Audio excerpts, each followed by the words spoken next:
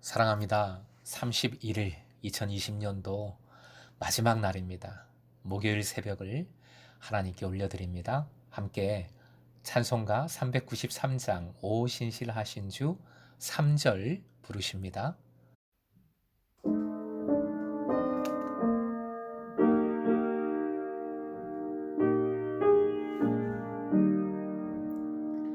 내 죄를 사하여 안위하시고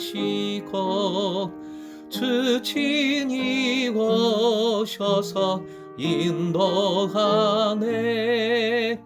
오늘의 힘되고 내일의 소망 주만이 만복을 내리시네.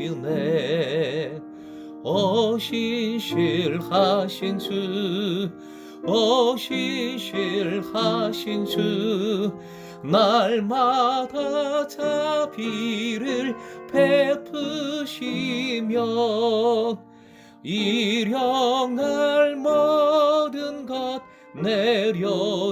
내려주시니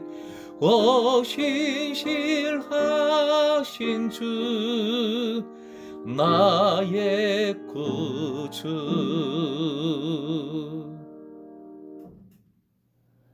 오늘 허락하신 말씀은 베드로후서 3장 10절에서 18절까지 생명의 삶 166쪽입니다. 함께 말씀을 읽겠습니다. 그러나 주의 날이 도둑같이 오리니 그날에는 하늘이 큰 소리로 떠나가고 물질이 뜨거운 불에 풀어지고 땅과 그 중에 있는 모든 일이 드러나리로다. 이 모든 것이 이렇게 풀어지리니 너희가 어떠한 사람이 되어야 마땅하냐. 거룩한 행실과 경건함으로 하나님의 날이 임하기를 바라보고 간절히 사모하라. 그날에 하늘이 불에 타서 풀어지고 물질이 뜨거운 불에 녹아지려니와 우리는 그의 약속대로 의가 있는 곳인 새 하늘과 새 땅을 바라보도다. 그러므로 사랑하는 자들아 너희가 이것을 바라보나니 주 앞에서 점도 없고 흠도 없이 평강 가운데서 나타나기를 힘쓰라. 또 우리 주의 오래 참으심이 구원이 될 줄로 여기라. 우리가 사랑하는 형제 바울도 그 받은 지혜대로 너희에게 이같이 썼고 또 그 모든 편지에도 이런 일에 관하여 말하였으되 그 중에 알기 어려운 것이 더러 있으니 무식한 자들과 굳세지 못한 자들이 다른 성경과 같이 그것도 억지로 풀다가 스스로 멸망에 이르느니라. 그러므로 사랑하는 자들아 너희가 이것을 미리 알았은즉 무업한 자들의 미혹에 이끌려 너희가 굳센 데서 떨어질까 삼가라. 오직 우리 주 곧 구주 예수 그리스도의 은혜와 그를 아는 지식에서 자라가라. 영광이 이제와 영원한 날까지 그에게 있을지어다. 18절입니다. 18절 오직 우리 주 곧 구주 예수 그리스도의 은혜와 그를 아는 지식에서 자라가라. 영광이 이제와 영원한 날까지 그에게 있을지어다. 오늘의 기도 제목 모든 상황 속에서 오직 은혜와 주님을 아는 지식에 자라가게 하소서. 모든 상황 속에서 오직 은혜와 주님을 아는 지식에 자라가게 하소서. 재림이 어떻게 이루어지는가 그 양상에 대한 말씀이 10절입니다. 네 가지로 양상을 설명하고 있습니다. 주의 날은 도둑같이 오고 몰래 온다는 것이지요. 알 수 없다는 것이지요. 하늘이 큰 소리로 떠나가고 엄청난 천지개벽이라는 말씀입니다. 물질이 뜨거운 불에 풀어집니다. 물건을 구성하고 있는 원소가 다 해체되어 버립니다. 땅과 그 중에 있는 일이 드러날 겁니다. 즉 행했던 일과 사역이 잘못된 일이든 못된 일이든 다 드러난다, 나타난다는 뜻입니다. 결론적으로 11절 앞쪽에 나오는 표현 이 모든 것이 이렇게 풀어지리니 모든 것이 풀어집니다. 즉 모든 것이 다 해체되는 격변이 일어납니다. 이런 종말을 앞두고 어떻게 살 것인가 하고 베드로 사도는 질문합니다. 따라해 주시기 바랍니다. 어떤 사람이 되어야 마땅하냐? 여러분은 이런 종말을 앞두고 어떤 사람이 되어야 한다고 생각하십니까? 본문은 종말에 합당한 그리스도인 마지막 날을 준비하는 믿음의 삶을 쭉 열거하고 있습니다. 첫째가 거룩한 행실과 경건함입니다. 요즘 제가 많이 쓰는 말로 예배의 삶이지요.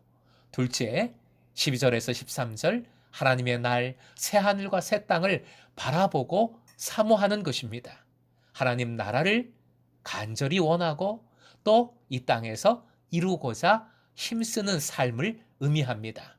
14절 점도 없고 흠도 없이 평강 가운데 나타나기를 힘쓰는 삶을 살아야 합니다.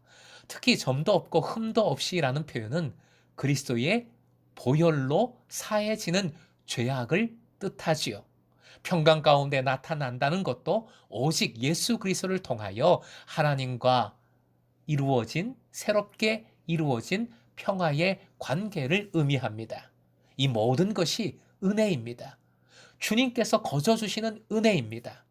하지만 은혜임을 깨닫고 그 은혜를 유지하며 은혜 받은 자답게 굳건해야 합니다. 이 굳건해야 하는 삶에는 사람이 힘써야 하는 것이지요. 15절 오래 참으시어 구원하시는 하나님을 아는 것.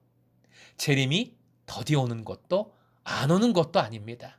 하나님의 계획 속에서 모든 이들을 한 사람이라도 더 구원하시고자 오래 참으시는 것입니다. 그러기에 그 오래 참음을 우리도 함께 세월 속에서 바라보고 인내하면서 계속 증거의 삶, 전하는 삶을 살아야 합니다. 16절 성경을 사사로이 억지로 해석해서는 안 됩니다. 오직 말씀을 두렵고 떨리는 마음으로 받아야 합니다. 성경 공부해 보세요. 이 말씀 정말 좋습니다 하면서 이단이 접근을 하지요. 이단의 요설에 현혹되지 말고 말씀에 자신이 섬기는 교회의 강단에 채널을 고정시켜 놓아야 합니다. 17절 무업한 자들의 미혹에 이끌리지 말아야 하지요.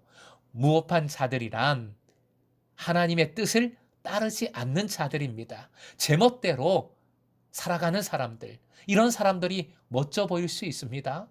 자유롭게 보이는 겁니다. 그러나 우리는 오직 주님 안에서, 예수 안에서 오직 진리로 자유하는 자들입니다.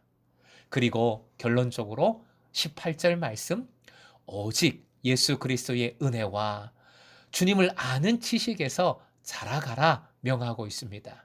모든 실천들 다 중요하지만 이 18절 말씀이 가장 근원이 되는 말씀이라고 할 수 있습니다. 오직 그리스도의 은혜를 아는 일, 주님을 아는 일에 자라가면 다 됩니다. 문제를 이길 수 있습니다. 그러면 유혹도, 이단도, 무법자도, 시험도 이겨낼 수가 있는 것입니다. 오늘도 빛에 집중하십시다. 주님의 은혜와 주님을 궁금해 하십시다. 그리고 말씀을 묵상하면서 알아가십시다. 배워가십시다. 듣고 알고 믿고 순종하는 것 쉐마라고 말씀을 드렸죠. 쉐마의 삶. 주님 말씀하여 주십시오. 오늘도 듣겠습니다. 순종하겠습니다. 쉐마의 삶으로 주님과 은혜에 집중할 때 주님을 새롭게 만나고 은혜를 새롭게 경험하는 하루가 되시길 주님의 이름으로 축원드립니다.